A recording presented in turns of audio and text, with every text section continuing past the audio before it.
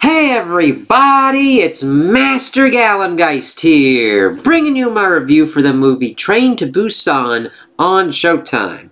And I'd always heard good things about this film, and it came out in 2016. It's a South Korean zombie film. I'm like, I saw that it was on Showtime until December 31st, so I'm like, oh, let's see what goes on with this. And I really enjoyed it. This is a good jacket movie, not a bad jacket movie. They do a really good job with this. Even with the difference in language and having to deal with it in subtitles, they just do a very good job of immersing you in the story and in the characters and just providing a very good zombie flick. Now, granted, they don't do anything really revolutionary with the zombies. It's more down to the characters and how they kind of react to the situations and which ones you get kind of pulled towards and which ones you kind of don't. Though they do some interesting kind of stuff since it's more kind of on a train. I kind of get vibes from like Bullet Train of what's kind of going on with the insanity of putting yourself into just the kind of train scenario, and of course having the different kind of zombie kind of take that they've done on this. I'm like, alright, I was pleasantly surprised and I really enjoyed this one, and I would actually recommend it to a lot of people. Funnily enough, since I've heard a lot of people talking about it, I'm like, not lately or whatnot, but everybody was like, yeah, Train to Busan, you should really kind of look into it. Okay. And I did, and I'm like, yes. So, even before getting into, like, the nuts and bolts of it, I would recommend this. Now, granted, if you're not into, like, blood, guts, and gore and stuff going on, I would not recommend this. Though, granted, this isn't, like, the bloodiest or goriest kind of one that I've seen, so take with that as you will. If you're not into what's kind of going on here, definitely don't check it out. But if you're into zombies and you're into character and kind of story going on and plot, I would definitely recommend this. So, we start off and we see that this dude is driving this kind of truck. He's shooting the shit, and evidently there's been some kind of thing going on at a bioplant. Yep.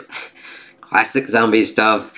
Very reminiscent of kind of like an umbrella kind of situation from Resident Evil. Though granted, kind of different. It's not, we don't go to a mansion or whatnot with this. But he's like, alright, whatever. He like goes along his way and then runs over something. It's like, oh, it's kind of probably going to be a zombie person or whatnot. When we find out it's just a deer, he kind of putters along, and then we see the deer get up and it's all zombie powder. It's like, well, this is not going to go well. We then shift over to this one fund manager, hedge fund manager kind of dude, Suok Woo, which I mainly just had him pegged as like the dad of Suon going throughout this movie. But he just does stuff at work. He's trying to placate his boss while telling his underling to sell all this kind of stuff and that everything should be okay, linking them to the company that had the whole kind of bio thing going on.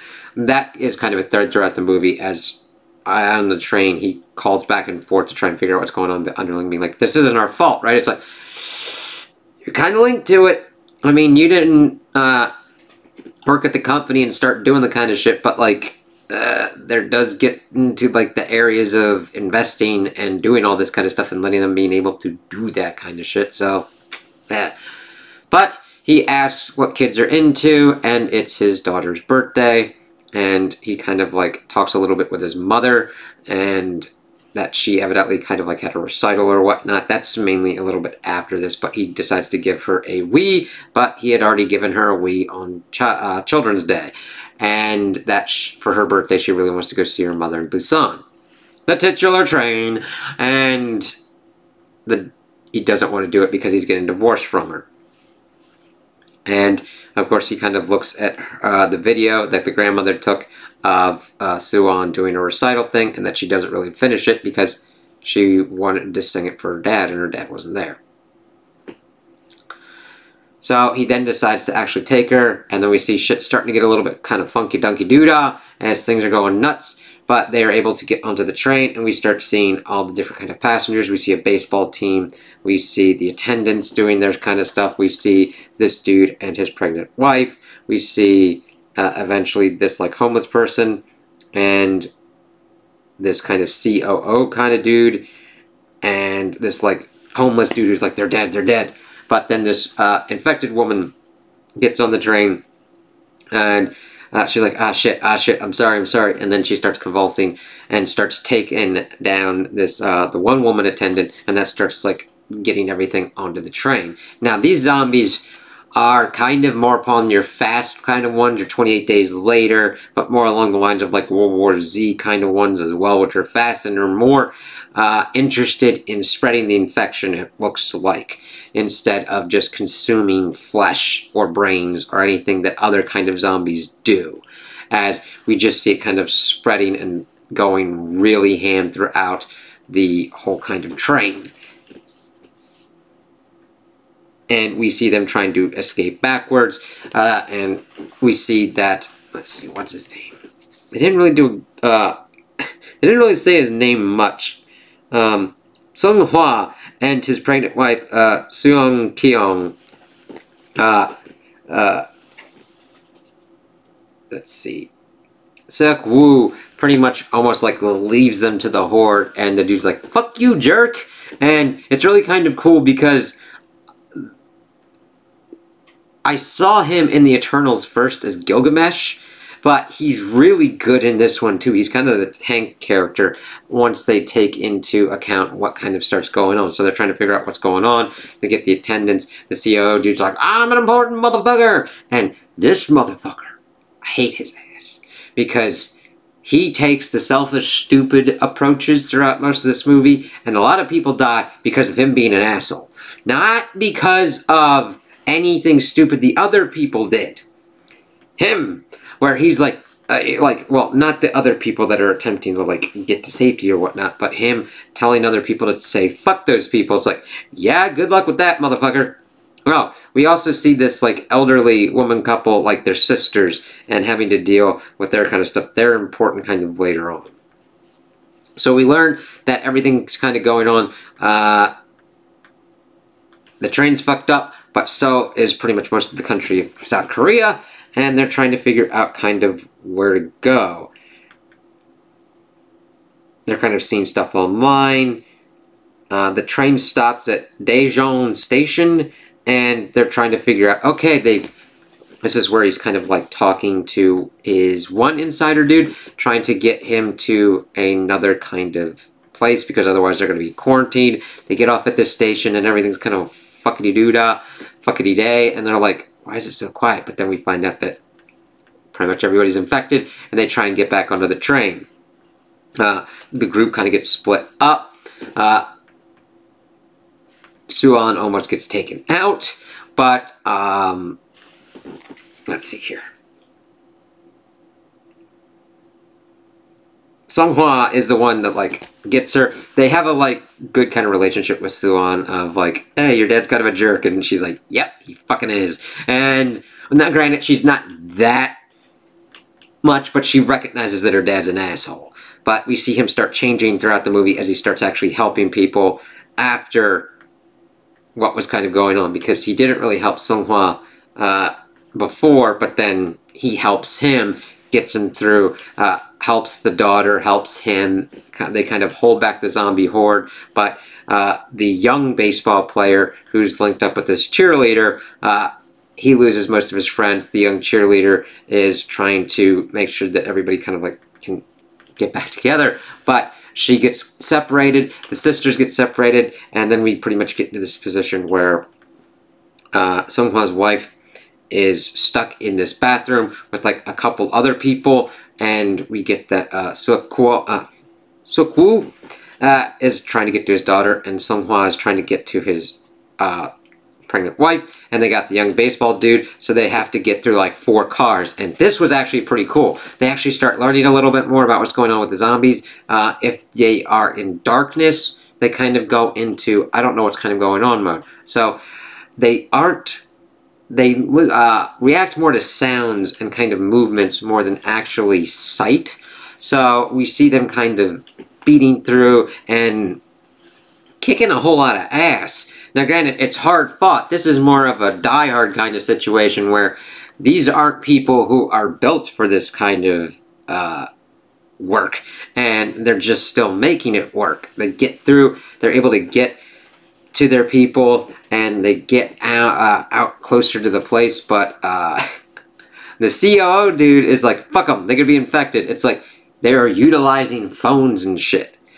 Most of the time when this has gone on, if they have gotten to that point, they wouldn't be communicating with you. So they pretty much hold the cheerleader chick against her will and say pretty much fuck those people as they are pretty much outside the door. And if they had been let in any kind of time earlier, Songhua would not have been bitten and infected. And they wouldn't have had to beat their way through the door to get into there. And they do beat their way in, but Songhua has to sacrifice himself and does shout the name of their unborn child to his wife. And it's just really heart-rending because he does what he needs to do. Because there is a conversation that's going on of fatherhood and what it kind of takes. He has kind of some jokes as he's kind of working with the baseball kid and Sukwo to kind of get to their people and save the ones they love. And he does the thing to save the people that he loves.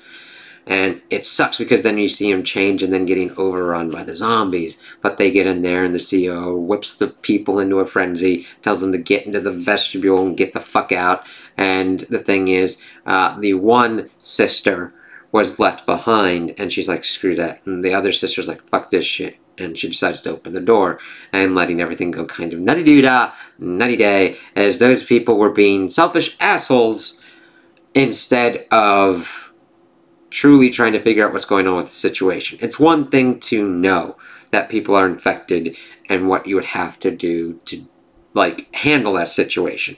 It's another to just say, fuck these people, and then be surprised Pikachu face, shocked Pikachu face, when they're like, we need assistance. We're coming in. Fuck you. So, we are down to pretty much the baseball player, the cheerleader, the dad who's becoming better, and Suan, and the pregnant lady. Let's see.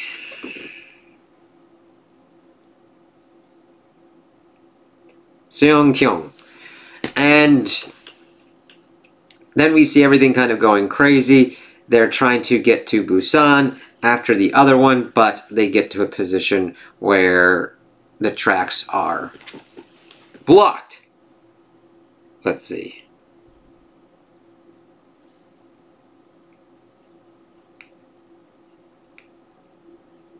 But the COO and one of the attendants is the only ones that survive the whole issue going on in the other car. So we pretty much see that the conductor is trying to get onto another train. He's able to kind of get through another train to find another kind of locomotive one, and he deals with some issues and gets it started and going.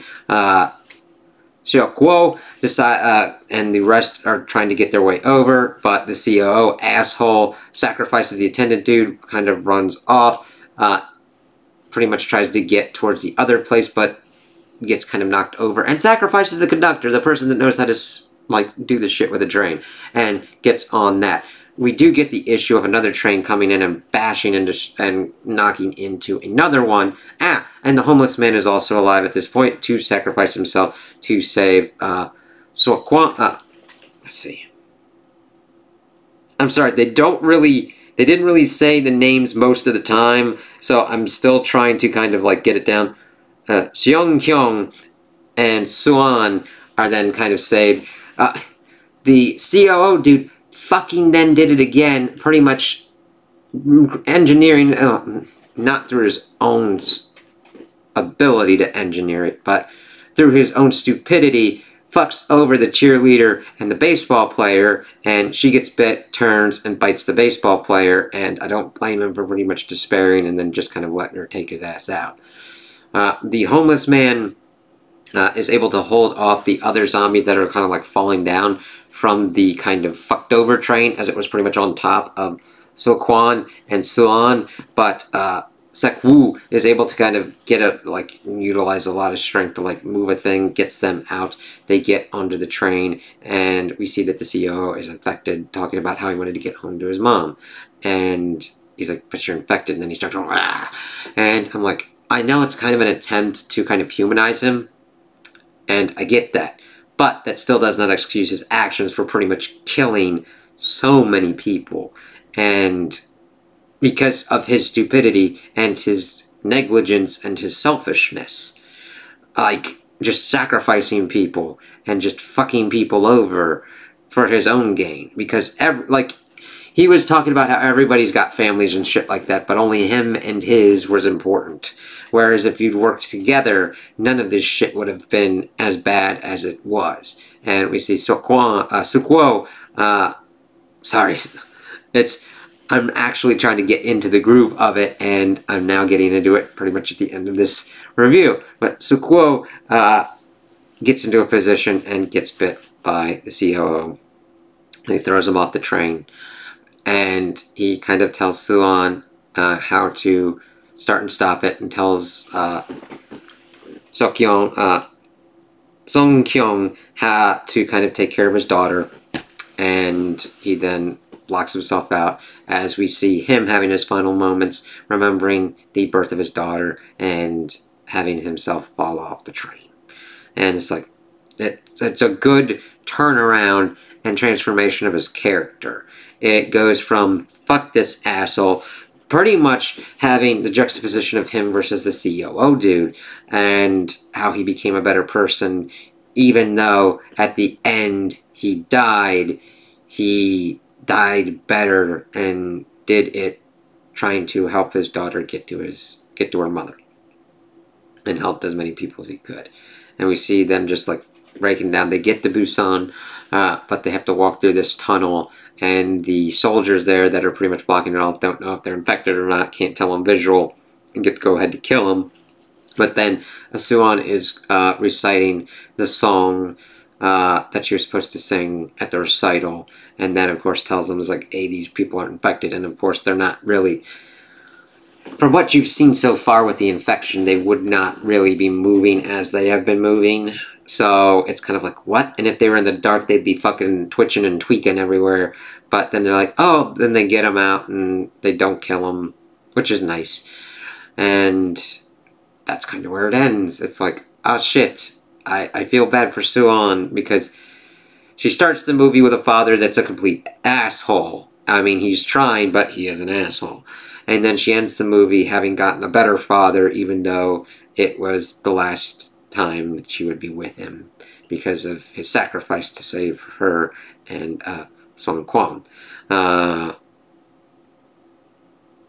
So yeah, it's like, shit, the movement and momentum work pretty well, and I've seen all the zombies pretty much stop the train with their dragging, as Sukwoo had to like kick them off to make sure that they could get moving faster. That was kind of nutty. Seeing him kind of like flow through everything, and the makeup and effects were pretty good with them. And they didn't really go too hard on different kind of melee weapons. They did things that were more blunt force, which was interesting, and there weren't that many guns involved, which changes up how you tactically go about taking on these zombies. So it's very interesting to get that different kind of perspective of South Korea versus like an American one or a French one or whatnot. So it's pretty kind of cool for that. Though granted, we are getting an American remake of this, so we'll see how that kind of goes. There is also a sequel, but I have not heard that many good things about it. But if I get a chance, I might check it out and see kind of what goes on with it. And we'll see how the American remake kind of goes, if that ever gets off the ground and if it ever gets released, because we have now gotten into a fucked up kind of thing where we could get a movie that's complete and made, but will never be released for fucking tax purposes, which is insane to me. I don't mind, like, at least with a bad movie, you can look at it, learn of it, and be like, even,